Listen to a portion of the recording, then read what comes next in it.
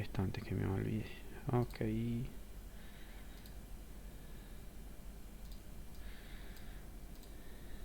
Bien. Bueno, empezamos. La última clase estuvimos terminando de ver lo que era SQL. Vimos el comando select. Vimos lo que era el select asterisco para como selección genérica sin especificar columnas que nos traía a todos. Bueno, vimos las ventajas de esa sentencia y obviamente los problemas de performance que nos puede traer el día de mañana cuando estén haciendo select contra bases muy grandes.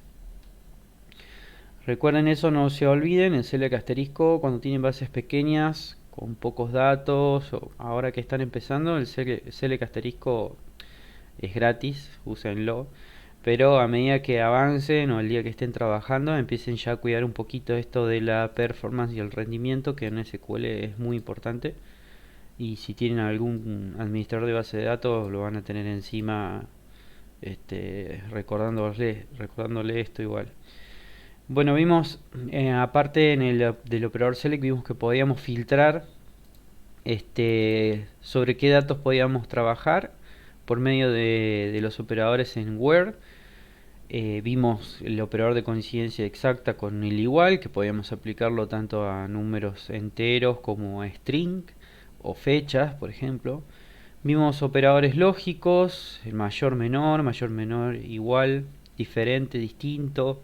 Vimos también que se podían usar operadores int y not int para especificar cuando queríamos eh, abarcar un cierto grupo, ¿sí? Un cierto subgrupo con el int, que un código, por ejemplo, se encontrara en una cierta array de códigos que le pasáramos. O el not int para decirles que no queríamos o sea, queríamos seleccionar cualquier resultado menos el que coincidiera con alguno de los que le estábamos pasando.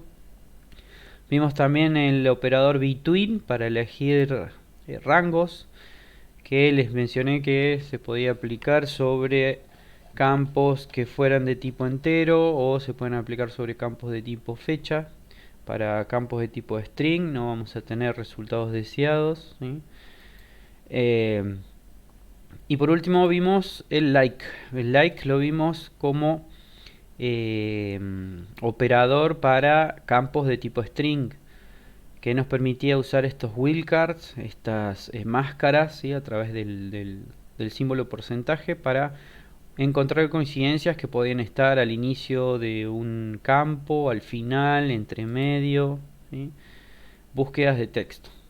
Vimos que todos estos filtros se podían combinar utilizando la palabra clave AND. Podemos utilizar la combinación de filtros que quisiéramos. Y después pasamos al comando update. El comando update, vimos la sintaxis, vimos que el update también requería una cláusula where. Y aquí vimos que ya, a diferencia del select, ya con update y select, estas acciones requerían que tuviéramos especial cuidado sobre el where, ¿sí? No podíamos lanzar un update, no podíamos lanzar un delete sin indicar una condición de filtro de where, y eso se los recalqué, que es muy importante porque pueden afectar muchos registros de una base de datos, pueden afectar todos los registros de una tabla por completo, y si no tienen el backup perdieron todos esos datos, y es algo muy grave cuando estén trabajando con bases, ¿sí? Sobre todo bases que pueden ser productivas. Bien, vimos el comando del update, vimos también el comando delete. En ambos vimos que la sintaxis del where era igual a lo que ya estuvimos viendo en el select.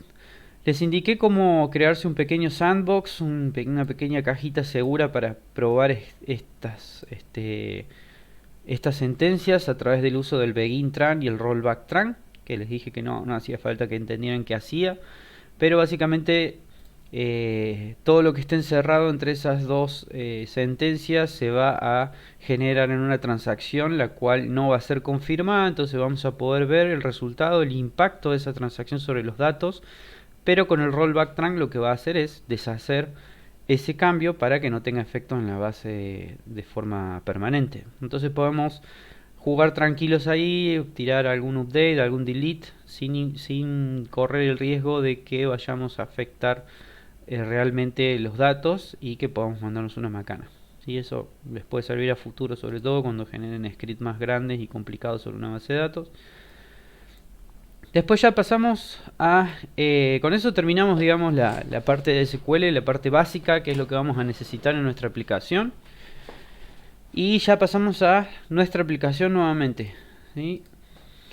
Lo que hicimos fue, yo les mostré que era el archivo que aparece aquí, el appsettings.json.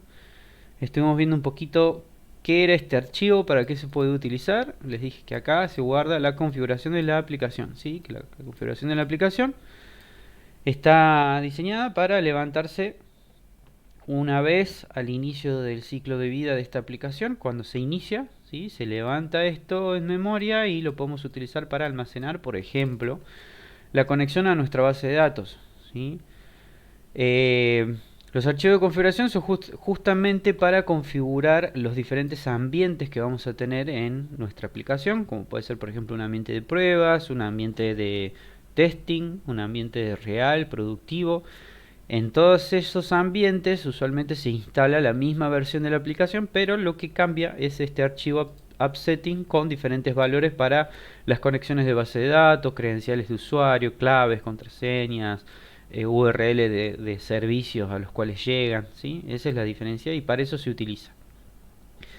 Vimos también que era este formato, de donde provenía el JSON. Les dije que es el formato de intercambio que actualmente más se utiliza y ha reemplazado bastante al formato anterior, que era el XML.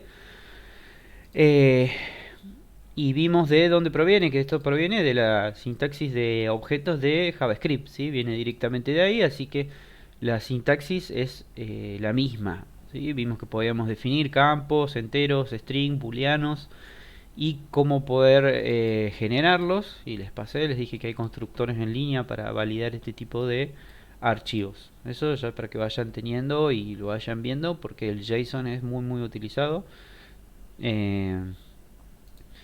Y bueno, después, ¿qué habíamos visto después? Que cómo levantar esto. Sí, vimos cómo hacer algunas modificaciones en nuestro startup para leer este archivo de appsetting, ¿sí? Hicimos algunas modificaciones en nuestro startup para lograr lo que se llama una inyección de dependencia, que es algo muy utilizado y muy bien diseñado en Netcore. Es una de las cosas que mejor se han implementado en este framework, pero todo lo bueno tiene también sus desventajas, y es que, bueno, no se provee ya por defecto en nuestra plantilla, que yo no sé por qué no se provee, pero me imagino que es porque podemos hacer una implementación personalizada de esto, y además que por ahí es un poquito largo de hacerlo y para el que recién empieza es un poco inentendible, pero entiendan que es una buena práctica, lo que se denomina una buena práctica, que es esto de inyecciones de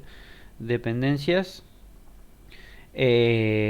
Bueno, les mencioné las líneas que había que agregar, que esto lo pueden encontrar en cualquier web o lo pueden guardar de ejemplo para hacer luego en las aplicaciones. Y básicamente les hice entender o les expliqué un poquito qué hacía cada línea, ¿sí? Recuerden que creamos un builder, que este builder lo que nos ayuda es a establecer la ruta en donde está instalada nuestra aplicación, porque la aplicación puede estar en cualquier lugar del disco y puede estar, recuerden también esto, en un sistema Mac, en un sistema iOS, en un sistema Linux, en un sistema Windows.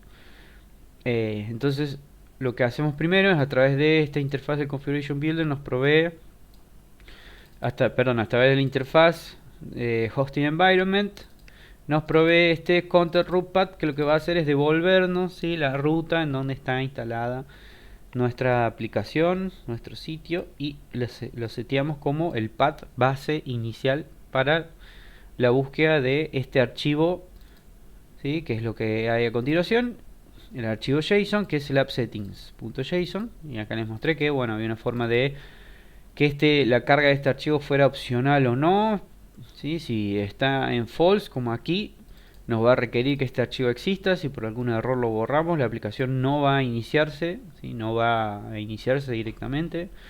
Y por otra parte, este parámetro, esta bandera reload on change, que nos permite que si hay algún cambio en este archivo app settings, constantemente existe una monitorización sobre ese archivo. Hay un control, un monitoreo para detectar cambios. Si hay un cambio, lo que hace esto es recargar ese app settings en memoria y volver a hacer la construcción para que nosotros podamos obtener, ¿sí? O sea, va a hacer todo este caminito para crear el singleton y todo para que podamos obtener los datos actualizados, ¿sí? en nuestro sitio.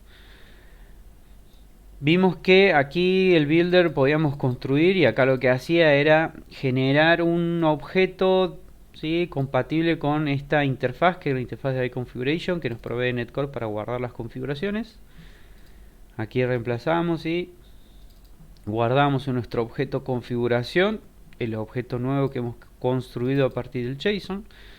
Y luego les mencioné que en este otro método, que es donde se configuran los servicios que vamos a tener en nuestra aplicación, agregando esta línea, el add singleton, podíamos luego obtener en cualquier controlador, ¿sí? una instancia de esta misma clase interfaz con la configuración de nuestra aplicación, ¿sí? Les mencioné también, ahí vimos un poquito que era un singleton, este objeto único al cual todos los hilos, ¿sí? de diferentes hilos, de diferentes controladores o desde donde se llame dentro de la aplicación, van a apuntar a ese mismo objeto, siempre el mismo, ¿sí? Y no vamos a estar creando un objeto por cada vez que necesitemos hacer una llamada a nuestro JSON de configuración.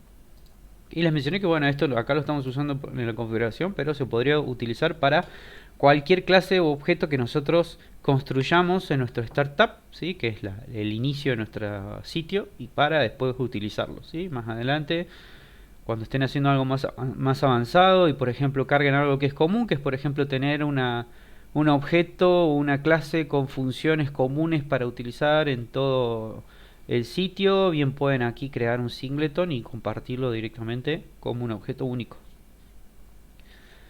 Hasta ahí llegamos y a partir de aquí fuimos a nuestro controlador de productos y les dije que teníamos que hacer también unas pequeñas modificaciones para poder utilizar esta instancia de la configuración. La primera modificación es agregar justamente un objeto de este tipo de iConfiguration, ¿sí? que está dentro de Microsoft Extension Configuration, que esto si no lo teníamos lo teníamos que agregar acá en el using, y luego añadir un método constructor, ¿sí? que esto les mencioné que es el método, ¿sí? que si ustedes se fijan tiene el mismo nombre de la clase y sirve para que como método de inicialización de la clase, o sea, cada vez que se cree un nuevo controlador de este tipo, que se instancia un nuevo controlador de este tipo, que lo hace automáticamente el sitio cada vez que alguien necesita consultarlo, ¿sí? consumirlo, se va a ejecutar. Y aquí simplemente podríamos recibir como parámetro, que esta es la famosa inyección, ¿sí? aquí le podemos decir, vas a recibir este objeto de la interfaz iConfiguration, que fue lo que definimos en el startup como un singleton. ¿Sí? Una vez que nosotros los definimos como un singleton aquí, podemos utilizarlo de esta manera. ¿Sí? En cualquier objeto, ¿sí? En cualquier objeto que se cree, nosotros podemos decir, toma, recibí este objeto, te lo va a inyectar el runtime, se llama, de Netcore. Y aquí lo obtenemos, obviamente nosotros lo guardamos dentro de un objeto, ¿sí? dentro de nuestra clase para, bueno, después poder operar y no perder esto. ¿Sí? Recuerden que esto lo estamos pasando aquí solamente a nivel del constructor, así que lo tenemos que guardar en un objeto dentro del controlador. Y aquí lo próximo que hicimos fue mostrarles cómo obtener esto, y cómo obtener lo que nosotros vamos a necesitar, que es la cadena de conexión a nuestra base de datos. Que bueno, eso también vimos un poquito qué era esas cadenas de conexiones. Les mostré la URL de la web donde pueden encontrar las cadenas de conexión hacia cualquier base. Cada tipo o motor de base de datos tiene su propio connection string. En nuestro caso, para SQL, nosotros definimos que lo estábamos utilizando con, ¿sí? Con autenticación integrada. ¿Qué significa? Que nos vamos a estar conectando a la base de datos utilizando nuestro usuario de Windows. Pero también acá había una manera que estaba ahí en Connection String en la página de indicarle un usuario y la contraseña, ¿sí? ¿Recuerdan eso? Podemos acceder a esta conexión simplemente utilizándolo como si fuera un array, ¿sí? Corchetes y el key, ¿sí? El nombre del parámetro, conexión base, y ya estamos accediendo aquí al value de este parámetro, ¿sí? Y aquí, bueno, lo estamos guardando en un string para después reutilizarlo. Bien, hasta ahí el repaso de lo que hicimos la clase pasada. Hacemos un repaso siempre de la clase porque yo sé que por ahí avanzamos bastante y es bueno mantenerlo fresco para después poder seguir avanzando y seguir entendiendo. Yo por lo menos a mí me sirve hacerlo así. Si no, si les aburre o no quieren que lo haga, después me dicen. Entonces, bueno, ¿qué necesitamos a continuación? A continuación, pero bueno, gracias Otto. A continuación, dijimos que vamos a utilizar esta configuración, esta conexión a base de datos para evitar esto. Nosotros aquí, cuando estábamos construyendo, ¿sí? El listado de productos lo estábamos ingresando a mano. La idea va a ser que vayamos a buscar estos productos a la base de datos, llenemos esta lista con esos productos que vamos a obtener de nuestra base de datos, de nuestra tabla productos, y lo devolvamos a la vista. Y con eso ya vamos a estar vinculándonos contra una base de datos real, digamos, y ya vamos a dejar de poner esto en duro. Vamos a necesitar primero una clase en particular que no viene por defecto, ¿sí? Dentro del paquete de los using instalados, ¿sí? Que es el data. A ver si lo tengo aquí, ya les digo, pero estoy seguro que no viene. Sí, sí está. Sí está, el Data SQL Client. De todas maneras, yo les voy a mostrar porque si no lo tienen, vamos a hacer uso de lo que se llama un paquete Nugget. Y esto es importante porque seguramente en otros tipos de funcionalidades a veces que estén utilizando lo van a necesitar. ¿Qué es lo que es Nugget? Nugget lo pueden encontrar haciendo clic sobre la solución. Por ejemplo, aquí, clic derecho, administrar paquetes Nugget, ¿sí? Aquí, o bien siempre parado sobre la solución, vamos a herramientas, administrador de paquetes Nugget, y aquí este que dice administrar paquetes Nugget para la solución. Si ustedes entran a cualquiera de estos lugares, van a ver que se les abre, ¿sí? Una ventana nueva donde por defecto se posiciona en la pestaña instalado y nos dice cuáles son los paquetes de librerías que están instalados actualmente para nuestra solución, ¿sí? Y aquí en examinar vamos a poder buscar cualquier librería, cualquier funcionalidad que esté en este sitio nugget.org, ¿sí? Que es un sitio que sirve como repositorio público de un montón de librerías. Pero ¿qué es esto de Nugget? Para el que no lo vio, no lo entiende todavía o no lo haya visto nunca. Nugget es una forma de poder instalar librerías que nosotros necesitemos como dependencias, ¿sí? Recuerden que vimos aquí están las dependencias de nuestra solución y son paquetes de librerías, ¿sí? Paquetes de librerías que sirven para un cierto propósito. ¿Qué ventaja nos da Nugget a diferencia de, por ejemplo, agarrar, buscarlo en Google, bajar la DLL que necesitemos y agregarla a mano? Digamos, aquí se puede agregar a mano. ¿Qué diferencia hay? Que Nugget está diseñado para que nosotros no tengamos que preocuparnos, ¿sí? Por la versión de esa librería y sobre todo por sus dependencias, ¿sí? Supongamos que ustedes tienen una librería, por ejemplo, qué sé yo, jQuery, ¿sí? Supongamos una librería de jQuery. Ustedes saben que las librerías de jQuery y JS tienen muchas versiones, ¿sí? Y en el caso de jQuery, si ustedes instalan una versión en particular, después pueden instalar complementos o otras librerías como por ejemplo calendarios, data tables o lo que sea para visualizar en el frontend que dependan de la versión de esa librería. Si nosotros cambiamos la versión del jQuery, es muy probable que algunas de esas otras librerías que dependen de jQuery dejen de funcionar. ¿Sí? Ustedes cuando van a bajar una librería, supongo que les gusta un JS, un JavaScript que les formatea hermoso las tablas, se las deja re lindas y funciona con jQuery hasta el 2.0, por decirles una cansada, ¿sí? Y ustedes, por una cuestión de que necesitan un nuevo método, de una nueva versión de jQuery, lo cambian al 3. Esa librería hermosa que ustedes utilizaban para los data tables se les va a romper. Pero no van a saberlo hasta que les aparezca Juan y les diga, che, no funciona la producción, ¿qué hiciste? Que metiste un cambio, no funciona nada, Cuba está diciendo que todo lo que se rompió, bueno, desastre.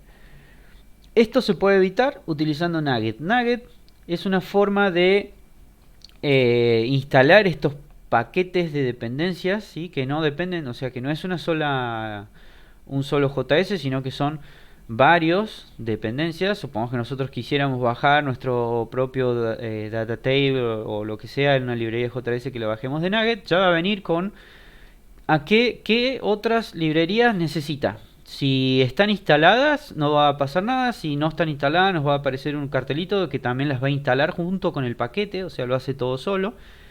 Y va a guardar esa información de esas dependencias que tiene esa librería JS, ¿sí? Si nosotros manualmente intentamos cambiar alguna dependencia, cuando carguemos y abramos la solución, ¿sí? O le demos recopilar aquí, ¿sí? O que, ¿sí? Que le demos F5, una manera de que esto haga la compilación, va a aparecer un cartel enorme en AG que va a decir existe un cambio de librería de jQuery y Data Tables no va a funcionar si no tiene la 2.0, ¿sí? Y se encontró la 3.0 y ya de entrada nos va a decir y no nos va a permitir compilar esa solución, ¿sí? Porque está guardando la información de las dependencias que necesita con la versión y todo de las librerías que necesita, ¿sí? Entonces fíjense qué bueno que está esta solución de Nugget que dio Netcore hace ya muchos años para instalar librerías. Esto es fundamental, ya las librerías no se instalan a mano, se buscan aquí,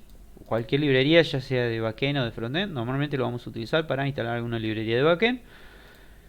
Y podemos elegir las versiones, ¿sí? Fíjense aquí, pues, por ejemplo yo me posiciono en newtonsoft.json, que es algo que ya en realidad nosotros ya lo tenemos, ya viene, si no me equivoco, o no está, raro. Pero es una librería que nos va a servir para formatear eh, archivos en este formato de intercambio JSON, ¿sí? Que estuvimos viendo, tan popular para convertirlo a objeto o serializarlo. Podemos elegir, fíjense, las versiones que queremos instalar, ¿sí? Podemos elegir a cuál solución, si nosotros tuviéramos más de una, aquí podríamos elegirla, ¿sí? Acá me dice que no está instalado, por ejemplo, y aquí información, fíjense, una descripción de qué es esto, con la página desde donde está la organización, donde hay una descripción de lo que es, y fíjense, dependencias, y aquí están, ¿ves? Acá indica todas las dependencias que hay. Acá dice no hay dependencia, no hay dependencia. Acá en estándar sí, esto es diferencia. Acá dice Microsoft C Sharp. Pues si vos tenés estás ejecutando algo en Net estándar, tiene que ser mayor o igual a la 4.30. Si yo decido bajar a la 4.20 ya no va a funcionar, pero me va a avisar, ¿sí? Cuando yo haga esa bajada, digamos, de versión. Me va a avisar, me va a decir Nugget directamente, va a decir, che, vos instalaste Newtonsoft. No puedes hacer eso, ¿sí? No puedes bajar la versión. No sé, fíjate, o instala una versión nueva de Newtonsoft, o fíjate vos qué hay que hacer, pero en la versión que tenés instalada no se puede hacer. ¿Me explico para qué se usa? ¿Entienden? En nuestro caso, por ejemplo, para lo que es el acceso a base de datos de forma más directa, porque para el que ya trabajó con WinForm o el que ya trabajó con aplicaciones accediendo a alguna base de datos, nosotros tenemos el viejo y querido ODBC, que son objetos en los cuales podemos configurarle el acceso a casi cualquier tipo de motor de base de datos, ¿sí? Normalmente creo que son las relacionales, ¿sí? O sea, podemos tener el mismo objeto ODBC y acceder a cualquier base de datos cambiando la forma de su implementación, pero la desventaja que tiene es que es de muy bajo nivel ese tipo de librerías. Entonces nosotros vamos a tener que generar mucho código para hacer una conexión y lanzar un select a una base y después recorrer esos resultados, esos record set y generarlos en objetos. Y eso es como que es más engorroso. Para si vamos a trabajar con SQL Server, existe este espacio de nombres, estas librerías contenidas en System Data SQL Client, ¿sí? Que es un cliente SQL y ya está diseñado y para hacer la conexión al SQL, ¿sí? Son objetos que ya están diseñados para conectarnos al SQL. Si ustedes saben que van a trabajar con base de datos SQL y a lo sumo lo que va a cambiar es la versión del SQL, ¿sí? Como migración, no van a trabajar con otras bases de datos, que es lo más común que se van a encontrar en un entorno de producción o una empresa a la que ingresen. No van a decir, che, tenemos esta super aplicación funcionando en Postgre y de acá a una semana, che, hay que migrarlo a SQL. No, eso es una locura. Si normalmente si ya se eligió para una super aplicación un motor de base de datos, se va a seguir a muerte con ese motor. Y si hay una migración de motor, va a ser un proyecto que va a ser muy largo, va a haber que sentarse, planearlo, porque acuérdense de que las bases relacionales tienen estas particularidades del SQL, entonces no solamente vamos a tener que migrar toda la base de datos, los tipos de datos en algunos casos no van a coincidir, la programación que haya en base de datos no va a coincidir, así que es un trabajo bastante loco. Normalmente no se hace, ¿sí? O se hace cuando las aplicaciones todavía son pequeñas, pero una vez que se elige un motor, se sigue trabajando con ese. Entonces, si nosotros vamos a trabajar con base de datos SQL, existe este espacio de nombres, ¿sí?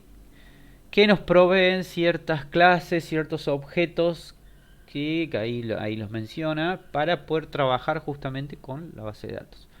¿Cómo lo podemos instalar? Y fíjense que yo lo busqué aquí, fui a examinar, ¿sí? Fui a la pestaña examinar, busqué esta dependencia que yo ya sé cuál es, o sea, se las dio cuál es el cliente. Si ustedes no saben, lo van a tener que googlear. Si no saben qué es lo que están buscando, qué es lo que necesitan, lo van a tener que googlear. Este es, por ejemplo, un SQL Client y van a aparecer más de uno seguramente, ¿sí? Hay varias formas de hacer esto.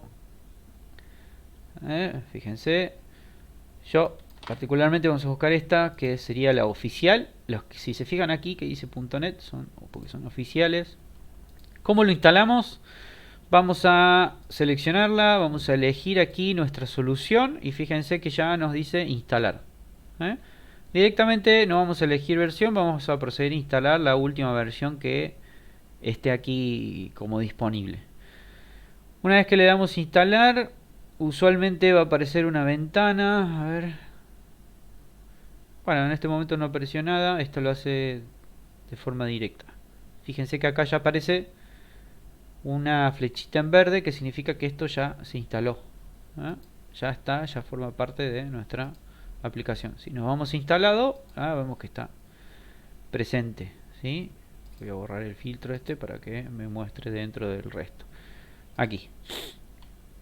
¿Dónde más lo tenemos? Si nos vamos aquí a paquetes dentro de dependencias, también vamos a ver que está aquí, ¿sí? En su versión 4.8.2. Bien, en algunos casos, a algunas librerías les puede aparecer que necesitan bajar otras librerías, entonces aquí le va a aparecer una ventana donde les explica qué librerías hay que bajar y si quieren seguir. Si ustedes le dan seguir, puede aparecerles otro cuadro donde tengan que aceptar alguna licencia para esas librerías, ¿sí? Que son normalmente todo lo que está en Nugget es público y son licencias open source, pero de todas maneras es como que hay que darle un sí, entiendo lo que me estás pidiendo y listo. Bien. Bien, listo. Entonces acá hemos instalado nuestro SQL Data Client, que si ustedes se fijan, si ustedes lo despliegan, aquí nos muestra cuáles son las dependencias para esta librería, ¿sí? Son todas otras librerías que ya existen, por eso no bajo más nada. Bien. Una vez que tenemos esto, vamos a ir a nuestro controlador, productos controller. Y ahora sí vamos a utilizar el using. ¿Sí? El using para poder utilizar este espacio de nombres. using, y aquí era system.data.sql client. ¿Sí? Esto lo explicamos. ¿Se recuerdan que era el using? Básicamente, el using en este caso, lo vamos a explicar un poquito mejor ahora que ya estamos un poco más avanzados, es para importar espacios de nombres. ¿Sí? Es para importar espacios de nombres. ¿Qué son los espacios de nombres? Estos espacios de nombres les dije que es una forma lógica de ordenar grupos de clases, ¿sí? O de objetos que tienen un mismo propósito. Y aquí es muy claro, ¿sí? Si yo instalé esta dependencia de este SQL Client, todo lo que esté contenido dentro de este namespace, todos los objetos que estén contenidos aquí, objetos, funciones, enumeraciones, todo tipo de objetos de .NET, van a ser destinados a un SQL, un cliente para SQL, o sea, va a ser destinado para conectarse a una base de datos SQL. ¿Sí? Entonces, es una forma de ordenar primero clases, porque imagínense, supongamos que no existieran los namespace, que todo estuviera suelto, digamos, o sea, que todo estuviera, podemos acceder a todo el framework.net completo, el framework.net Core completo. Eso significa que cada vez que yo, por ejemplo, el IntelliSense me decidiera poner un objeto acá, lo que sea, acá vería un listado interminable de tipos de objetos, por ejemplo, que podrían empezar con, no sé, con SQL. Me aparecerían todos completos aquí, un listado interminable de la cantidad de objetos que pueden llegar a tener con SQL y nos volveríamos locos, ¿no? O sea, sería muy difícil encontrar algo muy particular, como por ejemplo las listas que yo les mostré, que aparece acá list, y fíjense que el resultado, si yo busco list, son muy particulares, ¿sí? Me aparecen las posibilidades de lista, ¿sí? Que puedo tener dentro del system generic, ¿se acuerdan? Collection generic y nada más. Si yo no tuviera esto, acá me aparecería interminables implementaciones de tipo de lista de librerías que yo no tengo ni idea que existen. Entonces nos complicaría mucho buscar un tipo de objeto en particular, una clase, ¿sí?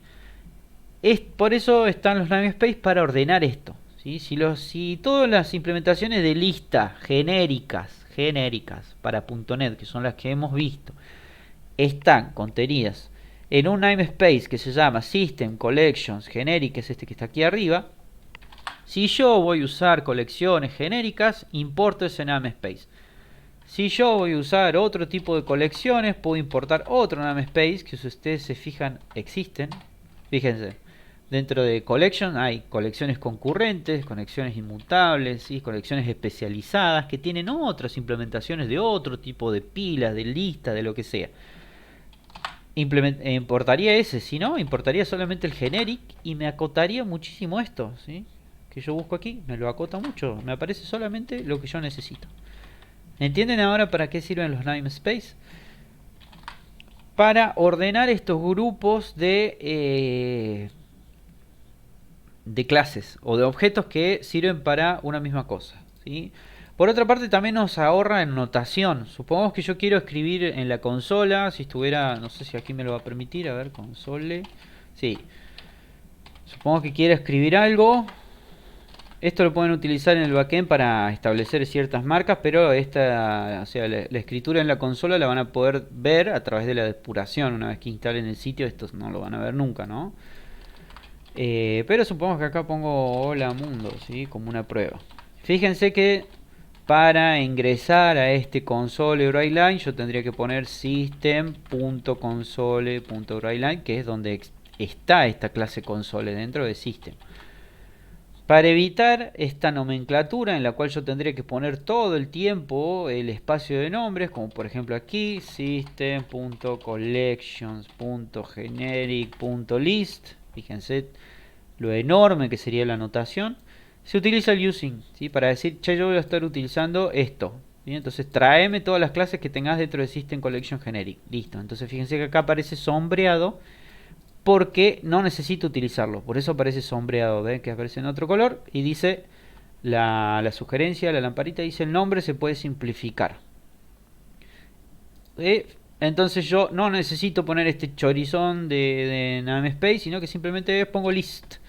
Por acá ya estoy usando el using para ese espacio de nombres. Y acá no necesito poner system punto porque ya estoy utilizando acá system, ¿ven? Entonces simplemente console. ¿Ven? ¿Entienden? Entonces eso, obviamente para... Ustedes saben que los programadores somos más vagos que nada, o sea, mientras menos escribamos y más ganemos, mejor. Entonces ya la gente sabe, todos los diseñadores de Netcore son iguales a nosotros, entonces dicen, bueno, entonces le damos este favor a estos guasos y para poder codificar más y más rápido nos proveen este tipo de soluciones. Bien, ¿entendieron hasta ahí lo que era namespace, eso no lo y el using? El using en este tipo de casos, ¿sí? Hay otra forma de usar using que después vamos a ver si llegamos a se la llevo a mostrar. No lo vemos antes porque bueno, considero que a medida que vayamos avanzando van a ir afianzando conocimientos y va a ser más fácil de entender, ¿no? Bien, una vez que ya tenemos nuestro using, vamos a proceder a crear aquí, ¿sí? Dentro del index de controller, porque yo lo que necesito es esta primera parte, ir a buscar lo que tenga en mi tabla de productos para cargarlo cuando alguien entre a esa página de listado de productos. Quiero mostrar el listado de productos. Lo primero que vamos a crear es un objeto que se llama data table, y fíjense que no lo tengo, no me aparece ningún data table, y eso es porque yo no estoy usando el using que necesito. Aquí hay dos formas, o a ver si me lo... Acá hay dos formas, ¿sí? O ustedes lo importan buscando cuál es, o fíjense que si yo escribo bien el nombre como es, ¿sí? Data table, utilizando ese camel case, me va a aparecer aquí una sugerencia que me dice: che, te falta ese nombre porque no lo encuentro. ¿No será que estás necesitando using system data? Sí. Yo presiono ahí, me pone el using y ya me dice, ah, listo, vas a utilizar un data table de system data. Y fíjense cómo también ese IntelliSense que tiene es bastante inteligente y nos ayuda un montón, ¿sí? Para completar esto. Si ustedes, por ejemplo, hacen un gran copy-paste de un código que tienen en internet, ¿sí? Supongamos que yo lo tengo aquí, vengo, no tengo esto, ustedes hacen un copy-paste de algo que vieron en internet y dicen, ah, no, antes esto ustedes tenían que buscar, che, pero te olvidaste de poner qué espacio de nombres. Bueno, aquí ya nos aparece la lamparita y dice, che, necesitas este using, listo. ¿Ven? En using solo tiene que ir uno. O sea, aquí si podés poner coma y seguir agregando, no, es de a uno espacio de nombre se va agregando, ¿ven? Por eso hay uno debajo de otro, ¿eh? Los que aparecen grisados son los que no se están usando. Ya por defecto, si ustedes se fijan, yo entro a otro controlador. Por defecto ya Netcore nos pone muchos using, ¿sí? Que son los que cree que vamos a necesitar. Pero algunos no lo vamos a utilizar nunca, ¿sí? Quizás. Estos que están grisados después los podemos borrar porque no se están utilizando, ¿sí? Están en gris, nadie los está utilizando, se pueden borrar. ¿Hace alguna diferencia entre borrarlos y dejarlos? No. Recuerden que mientras menos espacio de nombre importemos, menos clases, más limpio va a ser el código al desarrollar, menos clases nos va a sugerir. Mientras más using tengamos acá, más clases nos va a estar sugiriendo el IntelliSense. Entonces es simplemente una cuestión de prolijidad, ¿sí? Aparte que obviamente si ya están avanzados y ustedes entran al user y ven, che, ¿qué hace? O sea, está usando task de multitasking, o sea, de concurrencia. No, no estamos utilizando. Así que no. Bueno, ¿en qué nos quedamos? Me voy por las ramas por ahí, disculpen. Creamos un objeto data table. ¿Qué es esto data table? ¿Qué es un objeto data table? Data table, ¿sí? Que bueno, acá lo creamos como objeto. Yo le puse o tabla de datos igual new data table. Esto lo copié y lo pegué, lo vamos a hacer de nuevo. O tabla datos igual a new data table. Un data table, ¿sí? O su compañero dataset. Le vamos a poner tablas. Son los objetos para mapear datos relacionales por excelencia, ¿sí? Nos sirven justamente para definir esto de ir a buscar resultados o crear resultados, porque no solamente sirven para ir a buscar resultados a base de datos, nosotros podríamos crear objetos de este tipo y agregarlos manualmente y crear un data table que lo necesitemos en memoria para algo. Pero básicamente nos va a servir para gestionar datos de tipo relacional, ¿sí? O sea, si nosotros necesitamos crear datos o ir a buscar datos a base de datos, primero, o crear alguna colección de datos que nosotros la tenemos que mantener en filas y columnas, ¿sí? Que donde importe el nombre de la columna, ¿sí? Donde importe el nombre de la tabla, bueno, podemos hacer uso de estos objetos. La diferencia entre los dos básicamente es que un data table representa una tabla, ¿sí? Una tabla, una única tabla con registros, una colección de registros, de filas, y el dataset es una colección de tablas, es una colección de data tables. O sea, internamente un dataset se compone de múltiples data tables, ¿sí? O sea, la jerarquía vendría así. El dataset es una colección de data table y el data table es una colección de data rows,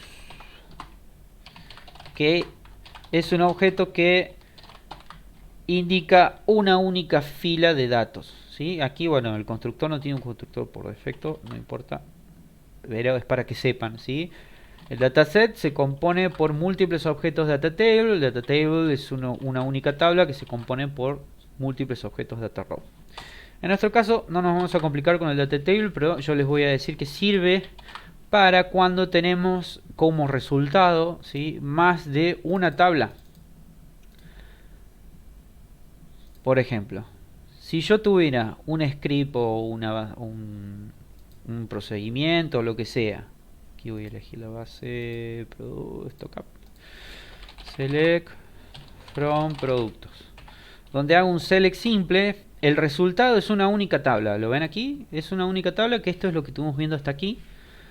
Y esto va a ser lo que yo después tenga que mapear en un data table. Para este caso, si yo sé que voy a tener una sola tabla de resultados, entonces voy a utilizar un data table. Ahora, si yo podría tener, por ejemplo, acá nosotros tenemos una sola tabla, pero podríamos tener dos, ¿sí?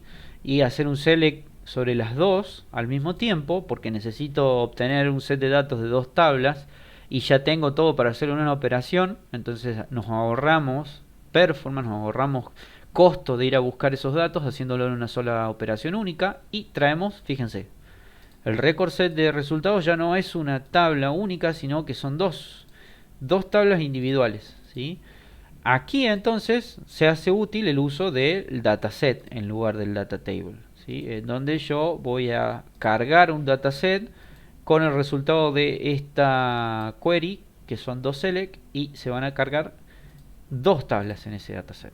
¿Se entiende la diferencia? Si van a utilizar uno, podemos utilizar directamente el data table.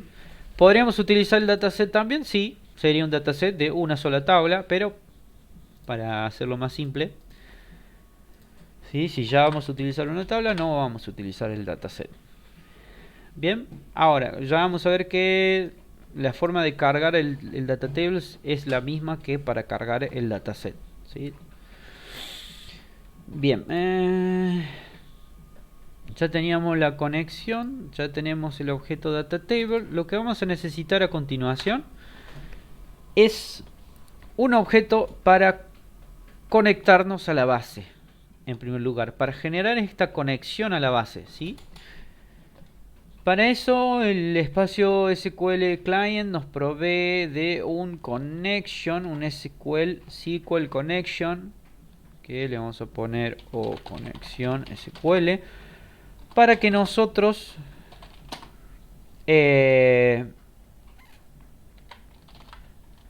construyamos nuestra conexión contra la base de datos, ¿sí? En este SQL Connection es donde nosotros vamos a utilizar la cadena de conexión y va a ser el objeto encargado de abrir la conexión contra nuestra base de datos y de cerrarla. Simplemente la conexión. Simplemente es para ir, conectarse al motor de base de datos, ¿sí?, abrir la conexión y dejarla lista. Nada más que eso, ¿sí? Sería el equivalente a que nosotros vengamos aquí, ¿sí?, y hagamos este connect aquí y que digamos yo me quiero conectar aquí y le demos connect.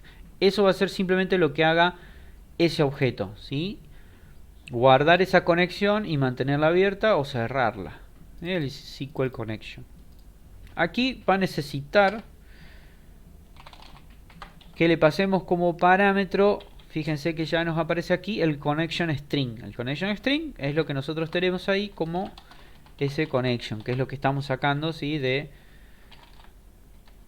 nuestra configuración. Lo vamos a poner aquí a continuación para que se vea mejor, ¿sí?, de nuestra configuración de nuestro app setting. ¿Recuerdan? Aquí está este connection string, que es lo que necesita ese objeto conexión SQL para conectarse a nuestra base SQL, ¿sí? Aquí hay otra forma de pasárselo. Para esto vamos a tener que volver a como estaba. Esto lo vamos a dejar aquí arriba. Y es pasarle directamente este parámetro de conexión a el constructor. Aquí. Y directamente esto no hace falta. ¿Qué es esto de los constructores? Lo vimos muy por encima, creo, con ustedes. Así que aquí estaría bueno verlo un poquito más para que ya entiendan, pues son cosas que se van a encontrar todo el tiempo. Por eso por ahí no avanzo tanto y me quedo, porque bueno, si no se los explico, después no van a entender qué están haciendo, básicamente. Los métodos constructores ya lo vimos aquí. Y ya lo spoileé, digamos. Es como que fui de atrás para adelante. Son métodos que se van a ejecutar cuando se instancia una clase, ¿sí? ¿Y para qué sirven estos métodos? Sirven para lo que veíamos ahí, lo vimos bien clarito. Si yo, cada vez que inicio un objeto conexión SQL, el próximo paso es decirle, che, tu connection string es ss conexión, ¿sí?, si este es el camino que se usa el 99,99% del tiempo, ¿por qué no definir una forma, un método para que yo ya al crearlo directamente le pase esa conexión e internamente el objeto diga, bueno, toma, el connection string va a ser este. Para eso sirve el constructor, ¿sí? El constructor tiene el mismo nombre de la clase, ¿sí? Por ejemplo, aquí tenemos productos controller. Vamos a nuestra clase, por ejemplo, a nuestra clase producto. Nosotros tenemos esta clase producto que la construimos nosotros, ¿recuerdan? Supongamos que yo quiero hacer un constructor aquí, ¿sí? Entonces, primero, tiene que ser con el mismo nombre de la clase, ¿sí? O sea, aquí tiene que ser público, ¿sí? No tiene que retornar ningún dato, así que tiene que ser public y el nombre de la clase, simplemente. Oh, se me cambió el idioma del teclado, perdón. Ahí está. Fíjense que esto es un constructor, así como está, ¿sí? Tiene el mismo nombre de la clase, va a ser el primer método que se ejecute. Esto va a ser lo primero que se ejecute y se va a ejecutar cuando en algún otro lado nosotros hagamos la palabra new, ¿sí? Cuando pongamos new producto model, se va a instanciar o se va a ingresar a este método, va a ser el primero, se va a ejecutar de forma automática, ¿sí? Se va a ejecutar una única vez. Y tiene por objetivo esto de, por ejemplo, supongamos que yo cada vez que haga un new, yo quiero que el código, o por ejemplo algo muy útil, que la cantidad directamente se setee en 0 cada vez que creo un producto, ¿eh? Que es algo muy útil porque yo digo, bueno, si yo creo un producto y nunca le seteo la cantidad, significa que está en 0, yo ya se la puedo asignar acá, ¿sí? Fíjense para lo que podría servir. O bien, este sería el constructor por defecto, ¿sí? El que cuando nosotros ponemos new, simplemente y nada más, se instancia esto. Podríamos tener otro constructor, ¿sí? Fíjense que acá puedo generar un constructor del mismo nombre, pero poner acá un parámetro. Vamos a poner para que se entienda. Y ya tenemos otro tipo de constructor, que es un constructor como el que vimos recién, que va a estar recibiendo un entero. Cuando yo cree el new, le voy a pasar un entero y ese entero va a ser el que se asigne aquí a cantidad, ¿sí? Entonces ya voy a estar arrancando mi clase producto con una cantidad seteada. ¿Ven? Esto podría hacerlo también, por ejemplo, aquí podría tener un constructor así. Podría tener un constructor donde incluya la cantidad, donde incluya un string código. ¿Ven? Y me sirve para inicializar directamente, y acá p cantidad, ¿cómo era? P descripción. Y esto me serviría directamente para, si yo voy a crear un producto, crearlo de forma directa sin necesidad de ir asignando uno a uno. Ahí lo vamos a ver. P descripción y código igual a p código. ¿Ven? Tengo tres constructores. Este se va a ejecutar cada vez que yo ponga el new. Este cuando yo le pongo un new y le pase una cantidad solamente, un entero. Y este cuando yo le pase los tres parámetros que requiera, la cantidad del código y la descripción. Si ustedes se fijan aquí arriba hay algo que dice tres referencias. Aquí ya nos está diciendo, si yo creé un constructor por defecto, a dónde se está llamando. El constructor por defecto, si nosotros no lo incluimos, ¿sí? Como estaba recién, es como si estuviera esto, ¿sí? Internamente existe esto, sí o sí, pero nos facilita la vida que no lo podemos poner explícitamente e igual el código dice, bueno, listo, existe el constructor. Fíjense que acá en referencias podemos ver dónde lo estamos utilizando, dónde se va a llamar ese constructor. Y obviamente cada vez que haya un new product model. Vamos a ir ahí. Vamos a ir a alguna línea, aquí. Aquí cuando yo llame al new product model se va a estar llamando al constructor por defecto, a este, ¿sí? Porque no estoy pasando acá ningún parámetro. Pero fíjense ahora, si yo, se fijan acá lo que teníamos que hacer. Construíamos el producto, asignábamos el código, asignábamos la descripción y la cantidad. Si yo ahora esto, ya con nuestro constructor, le doy así, fíjense que aparece una flechita donde ya me dice cuáles son los constructores que tengo, las posibilidades que tengo para construir ese producto, ese objeto. ¿Ve?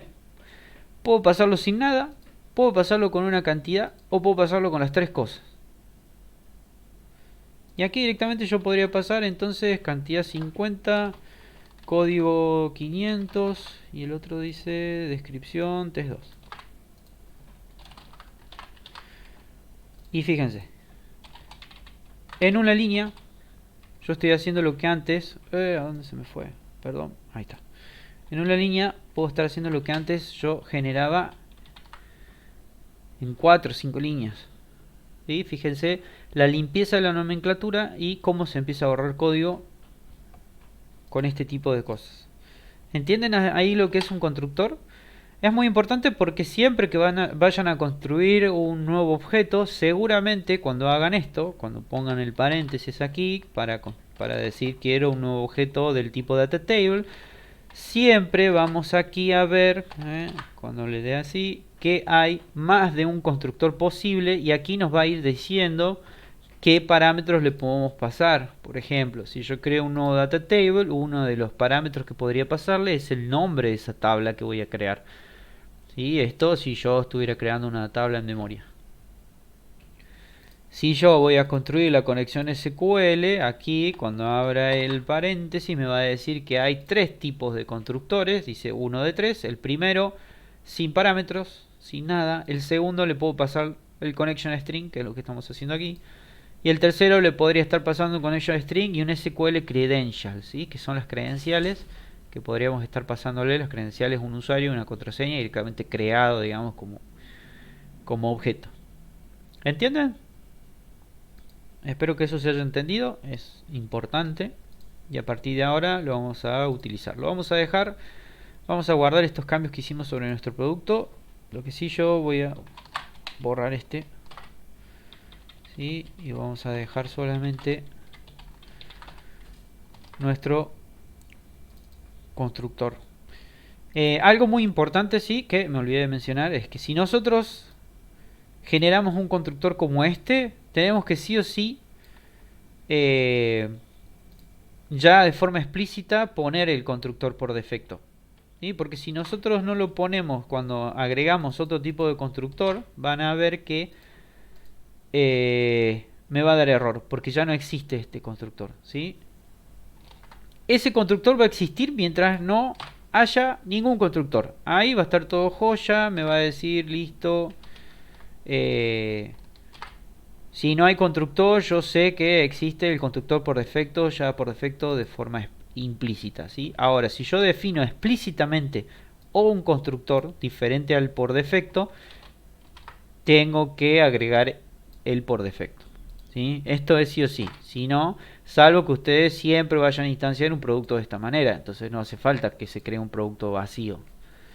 Pero si van a crear un producto vacío en algún momento, van a tener que definir, agregar esto, ¿sí? Vamos a dejar hasta ahí. Bien, vamos a volver ahora a nuestra conexión. Déjenme ver si estoy grabando por las dudas. Sí, a ver, sí. Aquí, bueno, sigamos aquí. Vamos a bajar esto así no me pierdo. Entonces, ya tenemos nuestra... Sí, perdón que si me mareo, pero anoche me quedé viendo... Viendo la historia del rock de Latinoamérica de Netflix. Hice maratón hasta las 5 de la mañana y no dormí nada, así que estoy más mareado. Pero si les gusta la música, vean ese documental de Netflix que está alucinante. Tenemos nuestro objeto conexión SQL y ya le hemos pasado nuestro string de conexión, ¿sí? A partir de aquí vamos a necesitar otro objeto, porque yo les dije esto es simplemente para hacer el equivalente a lo que hicimos aquí, abrir la conexión, nada más, y decir listo, estamos conectados a nuestro motor de base de datos. Ahora el paso siguiente, cuando ustedes están trabajando, cuando están trabajando aquí en el management, ¿cuál es el próximo paso? Y abrir una nueva query y hacer una query. Bueno, esto, el equivalente aquí es crear un objeto que se llama SQL command. Este objeto va a ser el que ejecute el comando, ¿sí? El comando, SQL command, le vamos a poner aquí o comando SQL igual a new SQL command. Este SQL command obviamente va a necesitar algunos parámetros, como por ejemplo el más importante, que le pasemos connection, nuestra conexión SQL, ¿sí? Necesita, obviamente, nosotros creamos un comando y decimos, bueno, macho, ¿en qué conexión voy a trabajar? Toma, te paso. Y por otra parte, va a necesitar el command text, que va a ser lo que va a ejecutar. Che, ¿qué voy a ejecutar? ¿Qué consulta voy a ejecutar? ¿Sí? Acá lo que vamos a hacer, insisto, vamos a venir a hacer el típico select asterisco from productos, porque lo que quiero lograr es que me traiga este listado. Entonces aquí, como texto del comando, simplemente select asterisco from productos. Nada más. ¿Ven? ¿Esto se puede simplificar? Sí, ya vemos constructores seguramente. Si eso se hace siempre, tiene que haber una forma. Y fíjense que hay 4 constructores de pasarle el texto de la consulta y de pasarle la conexión SQL. Bingo. Entonces aquí le pasamos directamente este texto de la consulta al comando.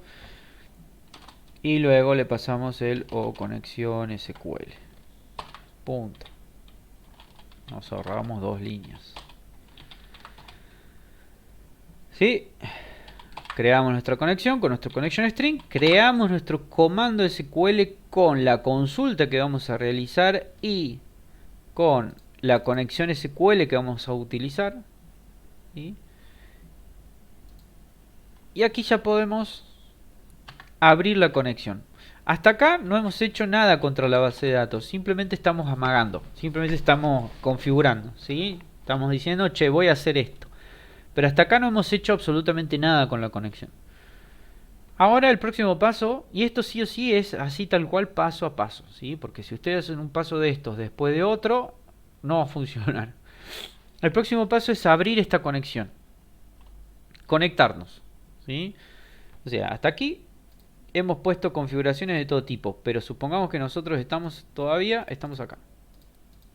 Estamos acá. Dijimos, che, me voy a conectar acá. Sí, pero y el connect, todavía no le di el connect. El darle al connect aquí es el equivalente aquí a conexión SQL.open. Este open es el que hace la conexión. Es el que hace esto, ¿sí? De entrar aquí, darle al botón connect y entrar. ¿sí? ¿Qué puede pasar aquí? Que si yo pongo aquí un servidor SQL que no existe, la conexión no se va a lograr en ese open, ¿sí? Si yo en mi connection string me equivoqué, o le puse un motor de base de datos que está detenido, o le puse una base que no existe, lo que sea, cuando yo haga la conexión va a pasar lo mismo que está pasando aquí. Va a demorar un tiempo, va a intentar buscarlo por todos lados, lo va a intentar buscar a través de dominios por la red, a través de internet, va a decir, che, ¿dónde está lo que me está pidiendo el tipo? Es como que confía demasiado en nosotros, por eso demora tanto y hace, no sé, hasta dónde lo va a buscar, vaya a saber. Y una vez que termina de buscarlo dice, me cagaste a mentiras, no existe, o hay algún problema, fíjate, no se ha encontrado la ruta de acceso a la red. Bueno, confía demasiado, muy iluso. Lo mismo le va a pasar aquí. Si ustedes hacen un open contra una conexión aquí que no existe, ¿sí? O que se equivocaron en el connection string, lo pusieron mal, o el motor está detenido, o lo desinstalaron para jugar los jueguitos, no sé, lo que sea, no les va a fallar. ¿Sí? Les va a fallar. Si todo está bien, así como lo tengo yo, que me puedo conectar aquí de 10, lo va a hacer igualmente de rápido. Esta conexión lo va a abrir y va a decir, listo, está perfecto. Me conecté. Ya lo vamos a ver. Paso siguiente. Necesito ejecutar esto. ¿Cómo ejecuto esto? Bueno, aquí viene una parte que es un poco complicadita, porque si yo pongo aquí van a ver que tienen muchas formas de... muchas métodos. Los métodos, si ya van viendo, son los que aparecen con este cubito violeta. Son todos métodos. Los que aparecen con una llave son parámetros o son atributos, ¿sí? Los atributos se pueden asignar y los métodos hay que ejecutarlos. Perdón. Hay varias formas de ejecutar un comando, dependiendo de qué es lo que estamos haciendo, qué es lo que vamos a querer hacer nosotros, ¿sí? Esto es una forma de optimizar la forma en la que se... Perdón, la forma de optimizar la forma, no. Esta es una forma de optimizar la consulta que vamos a hacer a la base de datos. Porque no va a ser lo mismo si nosotros queremos largar un select que un delete. En el select nosotros vamos a esperar un resultado en forma de dataset, en forma de tabla.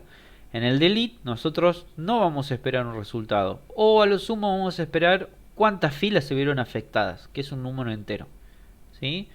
Como son diferentes ejecuciones las que se tienen que dar. Para la ejecución de un select o de un procedimiento, lo que sea, que va a traer como resultado un record set de datos, una tabla, se utiliza lo que es el execute reader.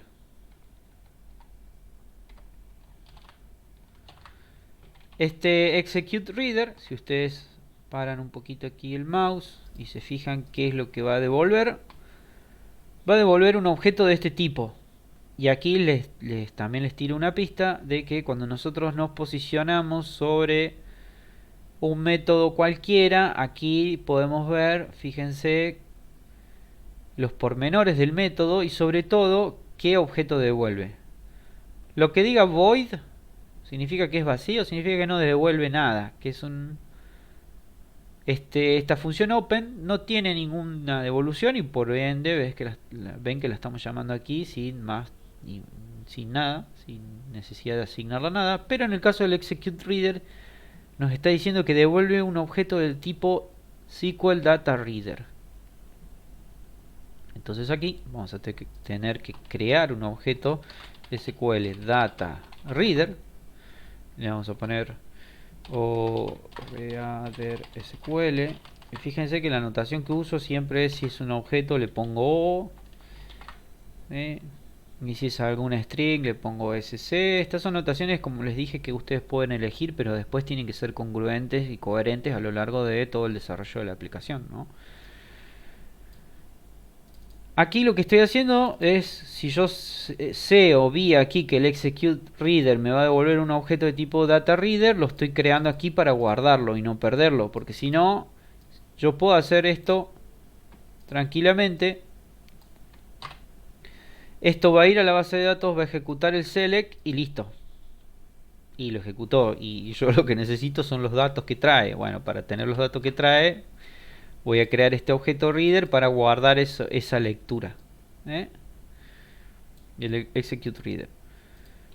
¿Qué está haciendo acá internamente? Bueno, un poquito yendo más a la implementación más de bajo nivel. Aquí se abrió la conexión a base de datos. Y aquí está diciendo, voy a ejecutar lo que me pide, lo que tengo como comando. ¿Sí? El comando nace del comando, el execute reader, lo voy a ejecutar. Ejecuta el select from product. ¿Sí?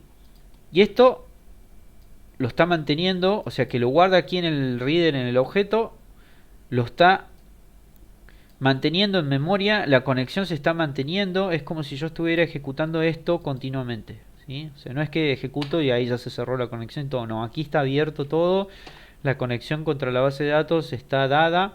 Entonces aquí ya hablamos de temas de performance, que ya vamos a ver un poquito más adelante cómo puedo mejorar esto, pero esto, el open y las lecturas a base de datos y el close, que vamos a ver después, son muy importantes y les puede traer grandes problemas si no lo gestionan bien. A ver, hay una... Jorge, ¿hay forma de atrapar el error luego del open? Sí, hay forma, pero lo vamos a ver. Primero vamos a enfocarnos en hacer la conexión y después le voy a mostrar cómo se ejecutan estos bloques para capturar excepciones. ¿Sí? Vamos a hablar un poquito de eso. No se preocupen, para justamente que no ocurran estos errores catastróficos. En realidad el error va a ocurrir siempre, sí, pero como dice Jorge, hay que atrapar esa excepción, ese error para que no le llegue, no le llegue en la cara misma del cliente, ¿sí? Del usuario. Bien, entonces, abrió la conexión y acá está leyendo, está diciendo, bueno, hice el select, listo, y te lo guardo acá en Reader. El próximo paso, ¿sí? Es llenar nuestra tabla con lo que se está leyendo de la base de datos.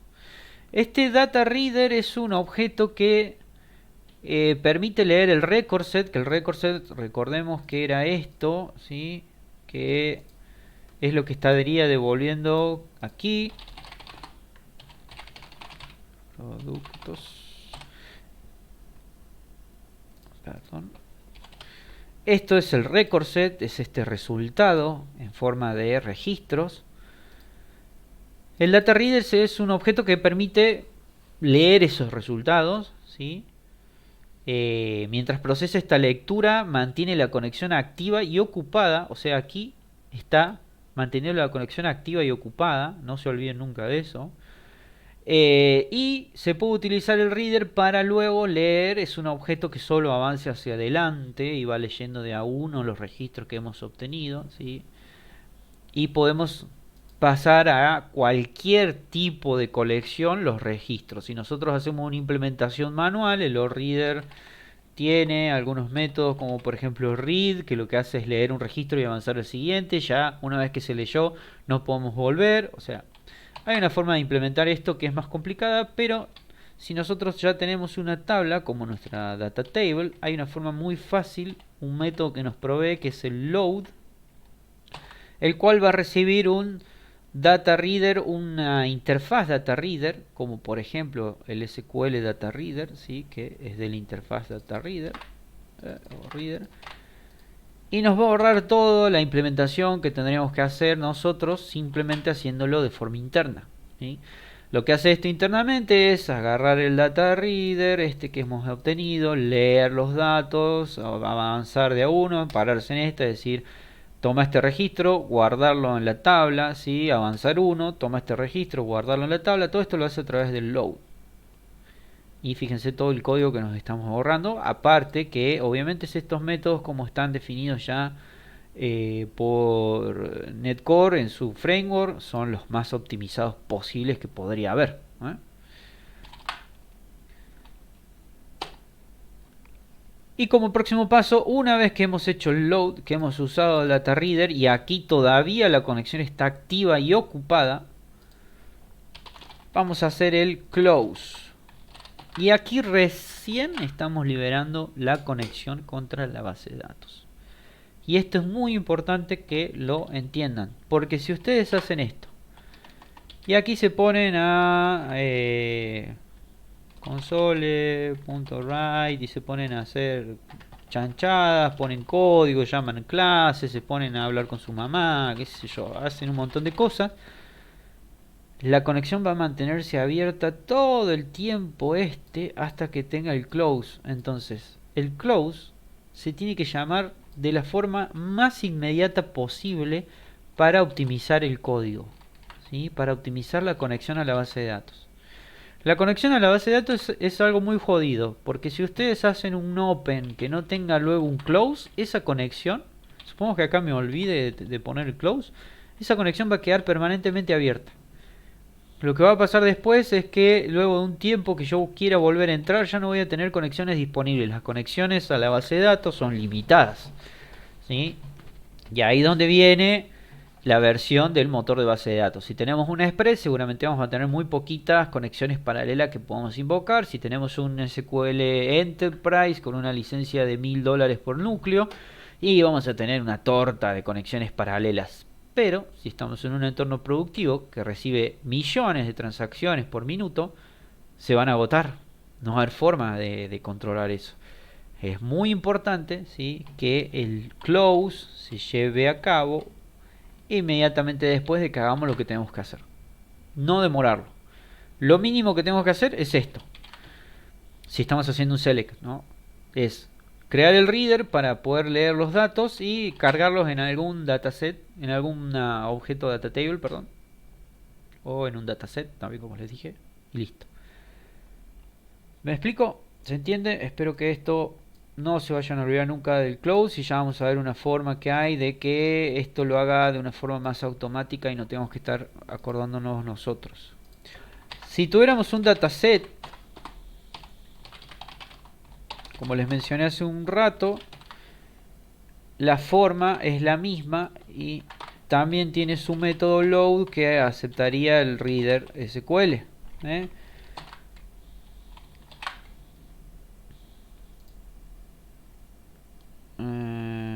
Perdón. ¿Qué más necesita? Bueno. Necesita acá algún load option. ¿Qué es esto? Está bien. Override changes.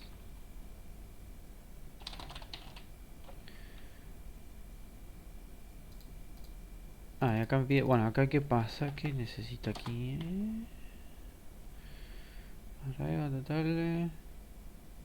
Los nombres de las tablas. Está bien.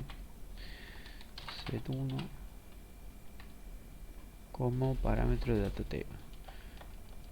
Bueno, no lo voy a ver ahora, pero no nos vamos a complicar la vida. Si necesitan cargar datos que vienen de más de una tabla, también se puede hacer a través del dataset, ¿sí? No lo vamos a ver ahora porque requiere una implementación ahí de tablas que, bueno, no lo vamos a extender, si no, no va a terminar más la clase. Pero recuerden que se puede hacer, ¿sí? A ver qué dice Jorge. Una vez que se han cargado, y perdón que lea las preguntas, pero en el video, si no el grabado, no van a aparecer.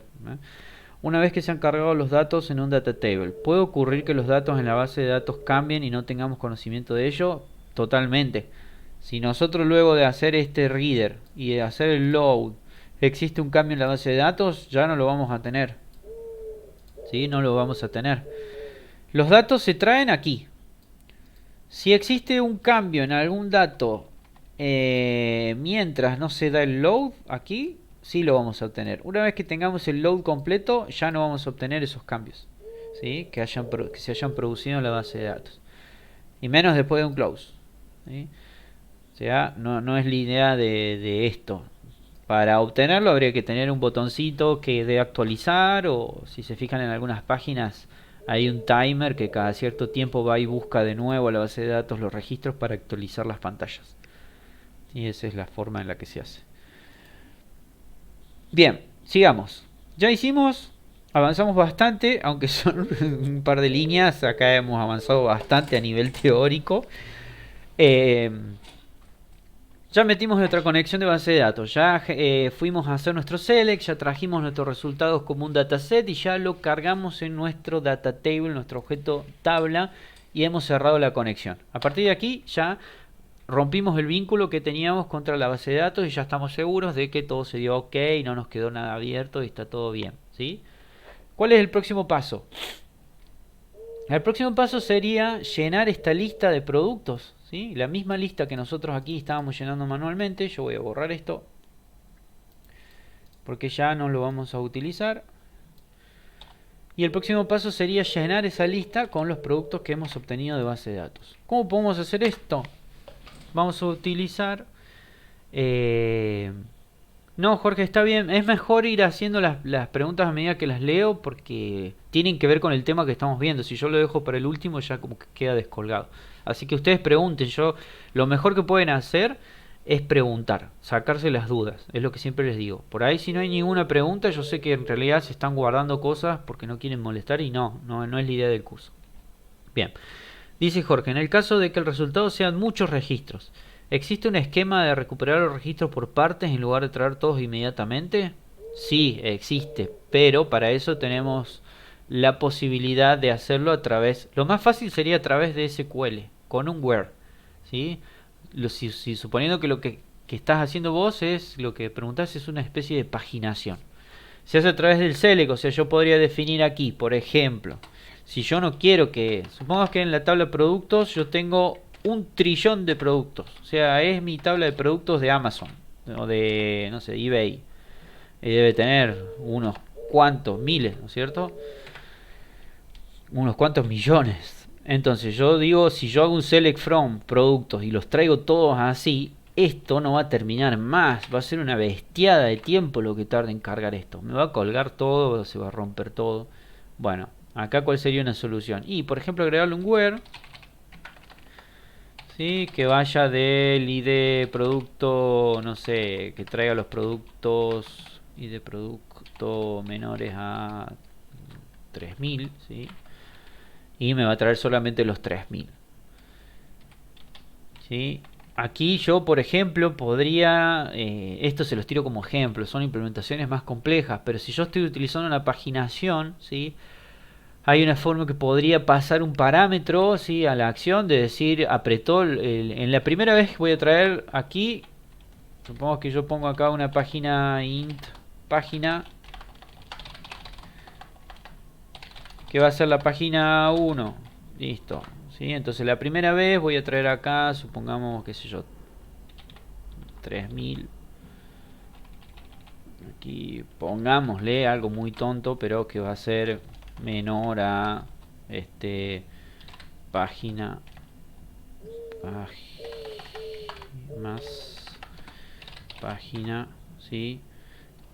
Por 3000 y me va a traer 3000, ¿sí? Los 3000 productos. Y después yo voy y como usuario pongo página 2, esto me podría estar viniendo como un parámetro porque el cliente apretó página 2 y acá sería un 2. Y entonces aquí ya podría trabajar con los próximos, ¿sí? 6000 registros, ¿sí? Y así obviamente no va a ser tan fácil porque voy a tener que hacer un between para ir trayendo paginados, pero podría ir paginando la cantidad de productos de acuerdo a la página justamente que presionó el cliente y a la cantidad de registros que yo he puesto, digamos, como límite para que me traiga la página, ¿sí? Entonces, de esa manera yo podría ir poniendo límites a la cantidad de registros que voy trayendo en cada consulta, ¿sí? O paginar esas consultas a la base de datos, que eso también es muy importante. Porque, insisto, si tenemos demasiados productos aquí, si tenemos miles, la conexión, esto sí que es fundamental que se cierre lo más rápido posible, va a estar abierto mucho tiempo, va a demorar mucho, ¿sí? Otra forma de limitar aquí, esto no lo vimos pero se los tiro, es mediante la sentencia top. La sentencia top al inicio de un select me va a limitar la cantidad de registros que va a traer esta consulta a lo que yo le ponga aquí. ¿Sí? Supongamos que yo quiero un top 1. Si yo tuviera millones de registros, podría hacer un top 500 para que sí o sí me traiga hasta 500 resultados y nada más, ¿sí? Y en algunas páginas van a ver que se muestran, dice, mostrando los primeros 1000 resultados. Está haciendo un top básicamente de 1000. ¿Sí? Y le está diciendo yo al usuario, che, yo te traigo los primeros 1000 resultados. Si querés que te traiga algo y no están en esos 1000 resultados lo que estás buscando, y bueno, final where. Afina más el código que estás buscando, afina más la descripción para que lo termines de encontrar. ¿Se entendió ahí, Jorge? Espero que se haya entendido. Bien. Necesitamos recorrer entonces ahora para cargar la lista de productos. O poner por los productos que, claro, Mati. O sea, lo importante ahí, cuando vamos a traer objetos de la base de datos, es justamente el where, ¿sí? Ahora, select from productos va como piña, como ñapi, porque tenemos poquitos. Y ustedes úsenlo, ¿sí? Úsenlo a eso. Pero cuando entren a laburar, un select asterisco from una tabla, seguramente no lo van a tener o solamente para alguna tabla particular como una categoría de productos que tendrá 50, ponele. ¿Sí? Pero ya para una tabla de clientes, una tabla de proveedores, una tabla de productos, siempre va a ir con un where, porque si no van a romper todos. Y además del where seguramente va a ir con un top, porque a pesar de que el where nos va a filtrar, yo necesito asegurarme de que esos registros no van a superar cierto límite, ¿sí? Y eso lo van a ver ustedes de acuerdo a la performance, ¿sí? Si la base de datos está en su mismo dataset, si la base de datos está en Azure, si está en Amazon, si está en lo que sea. Bueno, fundamental, eso. No se lo olviden, ahora no lo van a necesitar, pero son cosas que tienen que tener en cuenta y quiero picarles la cabeza para que puedan, si la idea es que después de este curso se larguen a buscar laburo de esto, puedan avanzar lo más que se pueda con algunas cosas que no vamos a ver. ¿Cómo podemos recorrer ahora? Ya tenemos dentro de nuestro data table, tenemos todos los datos. ¿Cómo podemos avanzar? Yo les había dicho que la mejor forma, aquí podemos poner un for, por ejemplo, para ir avanzando de uno, pero la mejor implementación para recorrer un array en Netcore es el for each. El for each es la mejor implementación y la que mejor performance tiene, ¿sí? Está diseñada y creada para eso, para recorrer un array de cualquier tipo. Lo que va a hacer es justamente esto, obviamente si no estamos dependiendo del índice, pero va a recorrer cada uno de los ítems ubicados en una colección, uno a uno. Bien, esto es lo que necesitamos. Vamos a recorrer entonces, dijimos, nuestra tabla de datos. Entonces aquí nuestra colección es tabla de datos. ¿Qué hay dentro de tabla de datos? Fíjense que acá me marca un error porque obviamente tabla de datos no es una colección, es una tabla, ¿sí? Yo aquí tengo que definir la colección. Yo le dije que las tablas, las data tables, eran conexiones de data rows, que data row es una fila. ¿Dónde están esas colecciones de fila? Están en rows. Punto rows es la colección, ¿sí? Si ustedes nos paramos aquí, van a ver que data row collection, ¿sí? Es la colección de rows, de filas, ¿sí? Y aquí abajo les da una descripción, dice un data row collection contiene system.data.dataRow. Entonces esto es lo que vamos a tener que poner aquí en var, porque es el tipo de objeto que vamos a estar recorriendo. Eso tranquilamente ustedes lo podrían dejar en var, pero si lo dejan en var lo estarían dejando genérico y no nos estaría ayudando el IntelliSense. Si acá le ponen el tipo de datos posta que van a recorrer, vamos a poder hacer uso de todas las funciones y propiedades que tenga ese data row. Bien. Entonces aquí cada ítem va a ser una fila dentro de la tabla. Bien. ¿Y cómo podemos irla agregando? Aquí vamos a poner... vamos a crear un nuevo producto, ¿sí? Un product model, aquí dentro del for each. Producto igual a new, ¿sí? Para irle agregando los datos, ¿sí? Aquí voy a hacer uso del 1 a 1 para que vayamos viendo cómo se asignan. El primero va a ser la cantidad. ¿Cómo obtengo la cantidad del ítem? De una forma muy fácil. Vamos a ver cómo se llama la cantidad, ¿sí? La columna, el nombre de la columna va a ser lo mismo que obtengamos de base de datos. Ojo, lo vamos a tener que ver aquí. La columna se llama cantidad. Entonces, aquí en ítem simplemente vamos a llegar a esto. Déjenme ver porque se me cambió de idioma el teclado. Ahí está. A través de los corchetes y acá poniendo cantidad, ¿sí? Esto lo que va a hacer es posicionarse dentro de la fila del data row, que sería esto, y buscar la columna cantidad, y nos va a devolver el 20. ¿Sí? Ítem, que es la fila, columna cantidad. Esto también creo que se puede hacer, si no me equivoco, déjenme ver, se puede hacer por índice también. Podríamos hacerlo por índice, que sería 0, 1, 2, 3. Podríamos poner así, ¿sí? La tercera columna. Esto deprecadísimo, no lo usen nunca, nunca, ¿sí? Porque cualquier mínimo cambio en ese select o cualquier mínimo cambio de orden va a romper todo. Recuerden que lo relacional no tiene que tener orden en las columnas, no podemos darle un orden específico a la columna puede venir donde sea, ¿eh? Entonces aquí mucho cuidado con eso. Punto cantidad. Bien, ¿por qué lo marca en rojo? Lo sigue marcando en rojo porque hay un paso extra que lo que está haciendo aquí es decir, che, fíjense que lo dice bien clarito, no se puede convertir implícitamente el tipo object en int.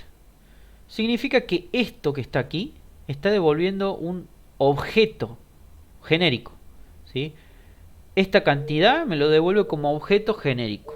Y aquí yo necesito un entero. Ven que la variable la habíamos definido como int. Aquí vamos a ver lo que se llama parseo. ¿Sí? Lo que es parsear, lo que es convertir este objeto en un objeto de tipo entero. Porque yo sé que aquí en cantidad siempre va a venir un entero. Lo primero que tenemos que hacer es convertir este objeto a texto. Y para eso existe la función toString. La función toString es una función que va a estar en todos los objetos de .NET. Todo objeto de .NET tiene su toString. Si yo pongo ítems, voy a poner toString. Si yo pongo lista de productos, tiene su toString. Fíjense que todos los objetos de .NET tienen ese método toString, que significa a texto, ¿sí? A texto. ¿Y qué es lo que hace? Convierte ese objeto en texto. Intenta convertir ese objeto en texto, ¿sí?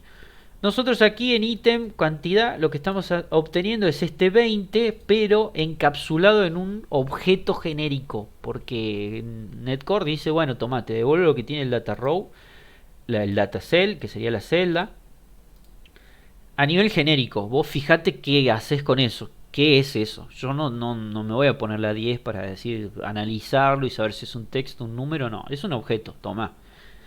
Nosotros somos los que tenemos que decir, bueno, este objeto convertímelo a texto primero, ¿sí? Entonces aquí voy a tener el 20 como si lo tuviera así. Es lo mismo. Lo obtendría así, como un string. ¿Bien? Es el primer paso. Para cualquier parseo necesitamos primero tener un string, ¿sí? Usualmente, en el 90% de los casos. Y ahora el próximo paso es lo que se llama castear, ¿sí? El casteo o el parseo es convertir esto, que es un texto, a entero. Y para eso tenemos dos caminos. Existe la clase convert, ¿sí? Una clase pública y estática de system, del namespace system, en donde si nosotros ponemos aquí punto, vamos a ver que tenemos, y el primero que me aparece ya, a entero, de 32 bits. 32 ahí es la longitud que tiene, ¿sí? Que 32 es el entero, el int estándar. Fíjense que tú hay un montón. Se puede convertir a booleano, a byte, a char, datetime, decimal. Bueno, aquí tenemos todas las implementaciones que vamos a necesitar para convertir algo. ¿Desde dónde? Desde un texto. Entonces aquí le vamos a poner to int32 y esto que recibe una string. Nos lo dice ahí el parámetro de la función. Listo, ahora dejó de dar error, ¿sí? Porque estamos trayendo la cantidad como texto y la estamos convirtiendo a entero. Bien, recuerden que C# es fuertemente tipado y este tipo de cosas se requieren. Yo no le puedo pasar a cantidad un texto para que me haga el parseo solito como puede pasar en JavaScript. Acá nosotros lo tenemos que tomar nosotros a esas decisiones, ¿sí? Para preservar el type safe, este tipo de datos seguro, ¿sí? De que si yo estoy manipulando un entero, siempre va a ser un entero.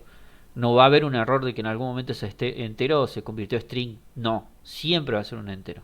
¿Eh? ¿Cuál es la otra forma? Y que es la más directa y es la que tenemos que utilizar. Primero, el ítem lo vamos a obtener igual, la cantidad, y el toString lo vamos a necesitar igual. Hasta ahí va a ser siempre lo mismo, porque el objeto lo vamos a tener que convertir en texto. Hay otra forma que es accediendo al tipo de datos nativo que nosotros queremos llegar, ¿sí? Que en este caso es entero, ¿sí? Podría haber bien ser un booleano, por ejemplo, cualquiera. Int. Si nosotros presionamos, la primera aparición es el parse. Y lo que nos dice, convierte un string, una representación de un número como entero, a un entero de 32 bits. Parse. Dice Jorge, de esta forma el tipo de datos queda definido en los programas, además de la base de datos. Exactamente, Jorge, porque son dos mundos diferentes, ¿sí? En el motor de base de datos existen y coexisten tipos que tienen que ver con la representación de esos datos como datos de una base relacional, ¿sí? Por otro lado, en el programa vamos a tener esta representación de los tipos de datos como objetos de C#, de NetCore, que son dos cosas diferentes, porque vos sabés que podés conectarte a una base relacional o podrías conectarte a una base de no relacional, ¿sí? Una base de nodos, por ejemplo. Si nosotros vamos a una base de nodos, no hay tipos, ¿sí? Entonces los tipos los vamos a tener que parsear y castear en nuestro programa. Por eso son dos universos diferentes, porque no hay acoplamiento entre la base de datos y el programa, ¿sí? No hay acoplamiento. El acoplamiento lo vamos a ir haciendo nosotros a medida que desarrollemos. Sí, no vamos a acoplar con una tecnología en particular, pero bien podríamos empezar una aplicación desde cero con una base de datos que sea de texto, ¿sí? Una base de datos que nosotros la tengamos en texto y que no sea relacional, ¿sí? O que sea de cualquier tipo no relacional, ¿sí? O que sea de tipo relacional con otras particularidades, con otro tipo de datos, ¿sí? Por eso está desacoplado. Y eso está bien, ¿eh? Entonces, como le decía, dentro de int, que es el tipo de datos nativo, si le damos aquí punto, tenemos la función parse que recibe un parámetro de tipo string y listo, ¿sí? Y vamos a utilizar este porque este convert, si nosotros estamos pasándole un texto, lo que va a hacer internamente es llamar a este, ¿sí? Entonces, para ahorrarnos dos llamadas, vamos a utilizar directamente este. ¿Pueden utilizar este? Sí. ¿Para qué les va a servir este convert? Es una clase muy poderosa porque si vieron ahí hay convert from base de un montón de cosas, ¿sí? O is de null, hay cosas que no va a servir, pero por ahora tómenlo como si fueran dos métodos que hacen lo mismo y que este es el más directo. Bien, entonces ahí ya estamos casteando, parseando esa representación string de un número. Bien. Producto. Nos faltaba el código. Y fíjense que el código es un string, al igual que la descripción. Entonces aquí simplemente ítem. Vamos a ir a código. Y por las dudas hay que chequear que se llame código la columna. Eso es muy importante. Si no, no va a encontrar nada. Y por último, la descripción. Qué pesado que está el... Descripción, ¿sí? Y aquí estamos obteniendo la cantidad, el código y la descripción de nuestra base de datos, que son los datos que vamos a necesitar en producto por ahora. Acuérdense que también teníamos el ID, pero no lo vamos a necesitar ahora, ahora. ¿Cuál es el próximo paso? Agregar este producto a la lista.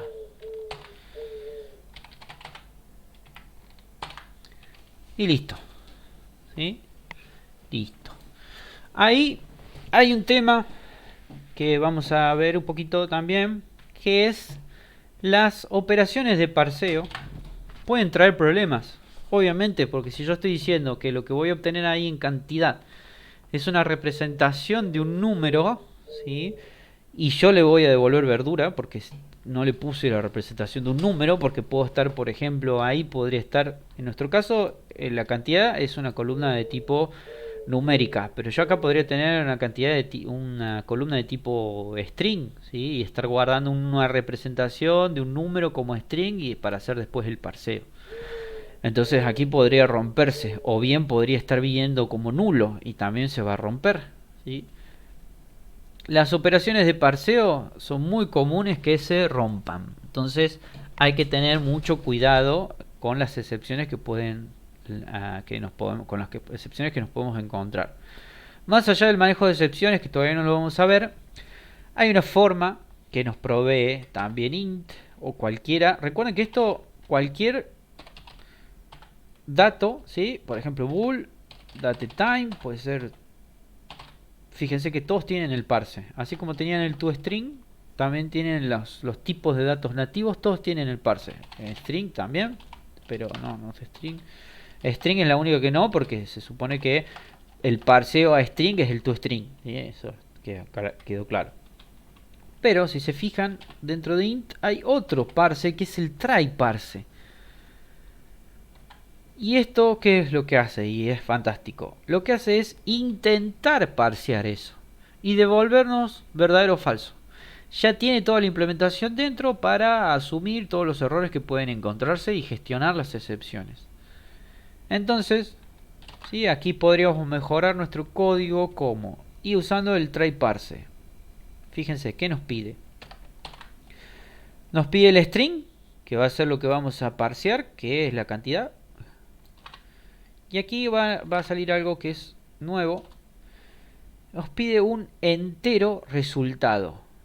¿Por qué nos pide el resultado que lo pasamos con una variable, con un parámetro? Porque está devolviendo un booleano. Y las funciones en C#, bueno, por la mayoría, ¿sí? Pueden devolver solamente un tipo de datos. En este caso va a estar devolviendo verdadero o falso, ¿sí? Entonces, en el caso aquí del parse, esto nos devolvió un entero, porque lo está haciendo de una. Pero el try parse va a devolver verdadero o falso. Entonces yo necesito previamente tener un entero, retorno, ¿no? Un entero que se lo pase a como parámetro, aquí. Y no se lo voy a pasar de una forma convencional, sino que aquí me está pidiendo que se lo pase como un parámetro de retorno mediante la clave out. Esto significa que yo lo que le estoy pasando aquí se va a modificar y se va a asignar dentro de este parámetro.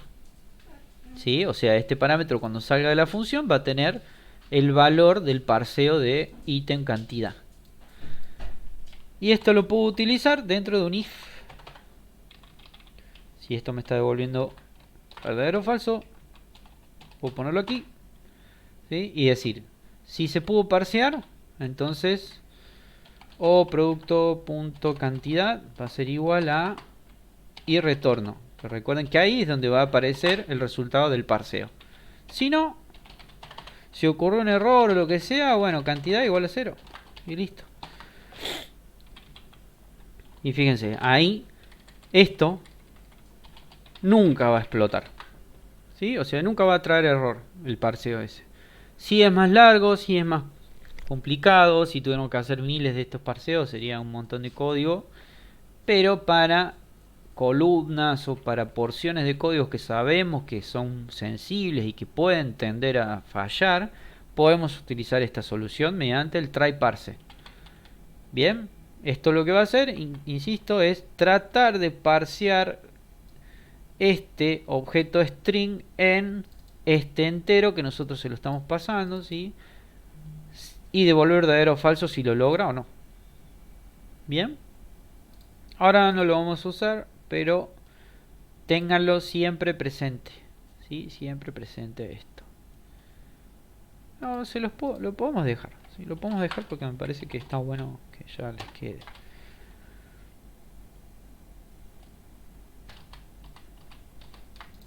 Voy a dejarles este comentado aquí. Parseo sin validación.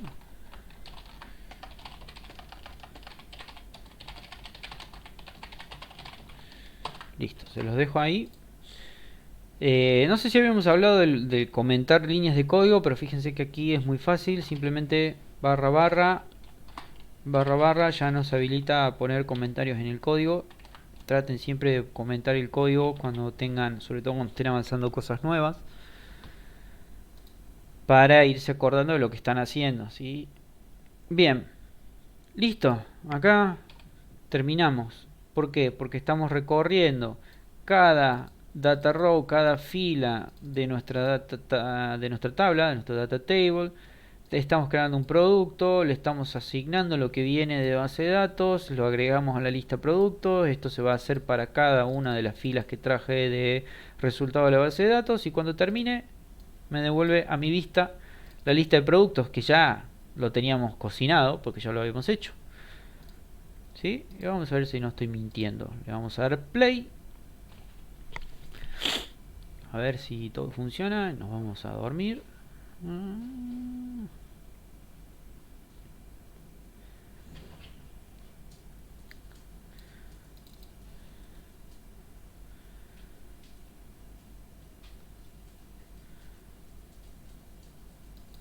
Ahí está. Vamos a productos. Y voilà. Estoy trayendo mis productos de mi base de datos.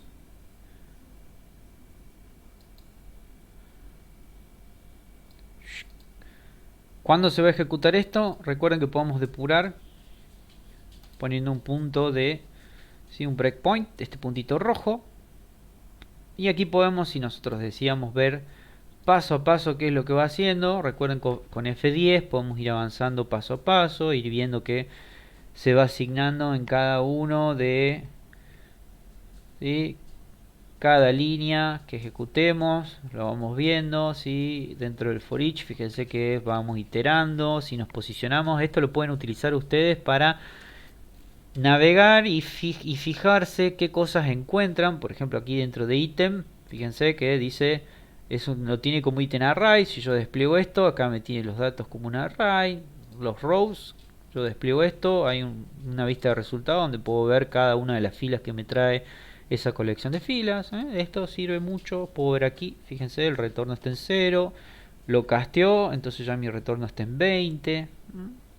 Paso a paso puedo ir viendo lo que va haciendo. Esto les va a servir muchísimo la depuración para, si tienen algún tipo de error, determinar en dónde está ese error, en qué línea, ¿sí? Esto tienen que casarse forever con la depuración, ¿sí? Es muy importante. Continuar acá, listo, bueno. Hasta aquí vamos a llegar hoy. Obviamente la próxima clase ya vamos a ir avanzando en justamente crear nuevos registros desde la aplicación. Vamos a agregar un botoncito para agregar nuevos productos. Y vamos a ver si llegamos. Yo creo que vamos a llegar a eso solamente. Si llegamos a agregar un update. Pero vamos a tratar de dejar el update y el delete para una sola clase, que son más rápidos, ¿sí? Vayan viendo que el alcance que le voy a dar al curso es esto, es obtener la lista, crear nuevos productos, modificar algún producto de los ya creados o eliminarlos. Y hasta ahí vamos a parar. Y ahí yo les voy a tirar algunas cosas con las cuales podríamos llegar a seguir en una clase más, para que decidan ustedes, a ver, porque yo podría seguir con miles de cosas. Esta aplicación es muy simple, se le podrían agregar miles de cosas, pero quiero saber qué es lo que más les gustaría ver a ustedes, ¿sí? Como para no hacerlo tan extenso tampoco el curso de meses y meses. Como les dije, mi idea era hacer esto, una aplicación chiquita donde viéramos todo, ¿sí? Sí, olvídate, Jorge, me voy a dormir como un oso, olvídate, ya no doy más. Perdónenme si por ahí se me lenguaba la traba, o se me trababa la lengua en mitad, pero bueno, por ahí estoy con las neuronas medias quemadas. Bueno, gente, hasta aquí llegamos hoy, espero que les haya entretenido. Sé que esta parte es como la parte más esperada, cuando uno se conecta a la base de datos y obtiene las cosas y dice sí, es lo mejor. Así que bueno, sigan practicando. Yo ahí les voy a subir este código al repositorio, como siempre, esta versión hasta donde hemos avanzado hoy. para que la puedan bajar. Y si no, yo siempre les recomiendo que miren el curso de nuevo, el video, y vayan haciéndolo ustedes sobre la aplicación que tengan ustedes local, para así avanzarlo mejor. Es mejor que bajarlo y tenerlo listo para que les quede más en la mente, ¿sí? Nos vemos, ya ahí les voy a tirar el comunicado. La semana que viene nos vamos a tomar el descanso sí o sí, porque yo no voy a poder estar ese sábado. Solamente va a ser la semana que viene. Ya para la próxima sí. Así que me parece también que nos demos un respiro de unos días. Y lo vamos a aprovechar si quieren, sí, podemos hacer alguna pequeña clase de consulta o algo, eso sí. Pero vamos a tratar de no avanzar con el código, porque también me han dicho varios integrantes que están atrasados con los videos, todo. Bueno, sería una buena forma de ponernos al día, ¿sí? Bueno, que tengan una linda semana. Si no nos ven, bueno, en el grupo igual les voy a decir, pero que pasen unas felices fiestas. Nos vemos, gente. Gracias por estar. Chau.